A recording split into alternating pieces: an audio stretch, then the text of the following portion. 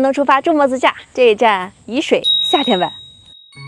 你敢相信，在夏天40度的山东，竟然有个地方常年18度，有奇幻的天然地下溶洞，有适合露营还能抓河蚌的湖畔草原，还有超浪漫的环湖自驾路线，好吃的林荫炒鸡到处都是，还不赶紧点赞收藏往下看。济南出发，第一站先去个好玩的地方凉快一下。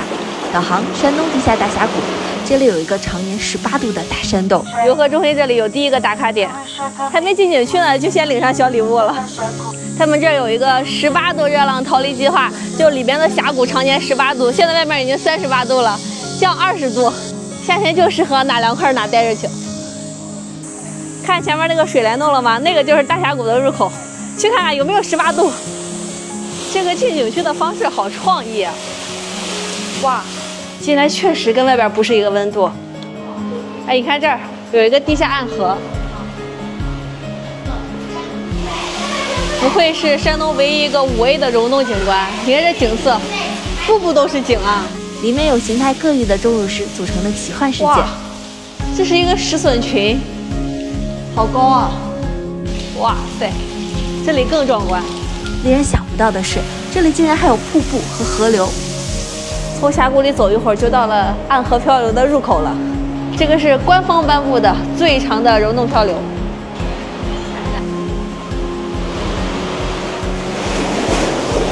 哇，感觉还不错哎，好凉快啊！这里是三峡，为什么呢？你往上看，这里真的对于胖子来说是有难度的，容易卡住。溶洞尽头还有一个好玩的体验项目，这是一个新项目，是熔岩秘境探秘之旅。这儿景区还安排了很多配套体验，这里小朋友应该会很喜欢，只需要5秒钟，绝对能晕车。不想走路由小飞龙代步，很多地方还能做游戏领礼物、小礼品。现场还有很多适合拍照的打卡点，让你刷屏朋友圈。从冰箱里出来了，真凉快啊！这个场景是不是很适合夏天？从地下大峡谷出来，附近还有个5A 景区可以去逛逛，萤火虫水洞。萤火虫水洞里也有蝴蝶谷、化蝶的梁山伯祝英台，他们是山东人，你们知道吗？这里有魔法森林，有开满蝴蝶的花园，有悬崖上的漂流，还有特别凉快、满是萤火虫的水洞。刚从地下漂，现在又上地上来漂了。晚上可以住在沂水县城里，这里的颐和三桥和湿地公园都可以去逛逛，附近还有个沂水小桂林。你看现在通往小桂林的路全都是这种泥巴路、炮弹坑，太难走了。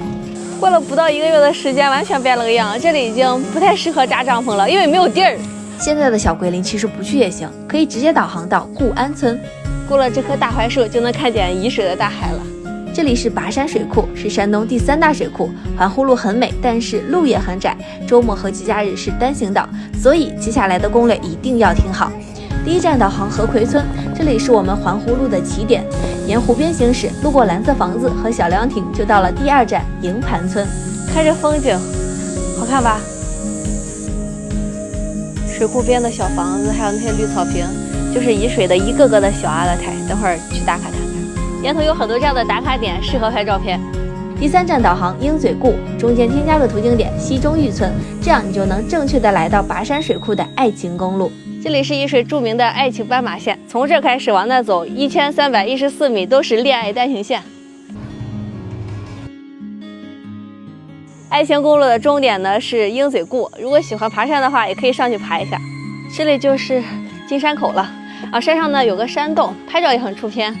就这个天，不太适合爬山，咱还是去对面的湖边玩吧。第4站导航南黄家庄，这里是南黄码头，从这儿下去可以去水边玩。这里有一大片草坪，还挺适合扎帐篷露营的。这里很多人都知道，但是很多人不知道的是，在南黄家庄村的尖尖上有一处绝美的临湖悬崖草原。如果你想抵达湖对岸的大草原，那就导航张岱村。这里是张岱村的阿勒泰，路边都有指示牌，顺着路牌进来就是。你看车也能直接开到湖边。来到这儿真的有一种身在大草原的错觉，除了能露营，这里实在太适合逮河蚌了。现在水位下去了，所以说这里的景色更好看了。这还有河蚌呢，你看。那河边全是这样的，这个是活的还是死的？那还有俩呢，太多了。溜达了一圈，捡了7个河蚌。